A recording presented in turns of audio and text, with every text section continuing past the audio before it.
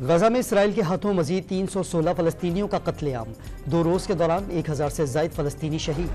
बुहेरे अहमर में अमरीकी जंगी बहरी जहाज और 2 माल बरदार जहाजों पर मिसाइल और ड्रोन हमले। पेंटागन की तस्दीक, यमनी हौथियों ने माल बरदार जहाजों पर हमले की जिम्मेदारी कबूल कर ली।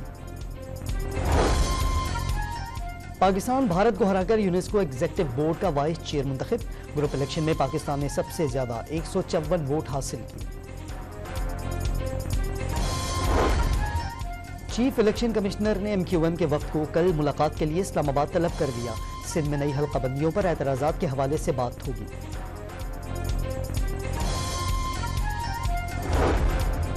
मीडिया पर अपने ही लोगों को निशाना बनाना गैर जिम्मेदाराना फेल है। जिस हल्के में कोई मुखलिस कारकुन जीत सकता है तो वहां किसी और को नहीं लाया जाएगा।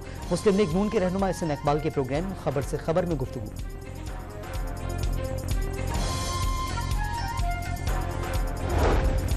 और हुकूमत पाकिस्तान की मुख्तलिफ ज़बानों और अदबियात की तरक्की के लिए माली और इंतजामी जिम्मेदारियाँ पूरी करे। 16वीं आलमी उर्दू कॉन्फ्रेंस में करारदाद पेश। फ़लस्तीन और कश्मीर की आज़ादी के हक़ में भी करारदादें।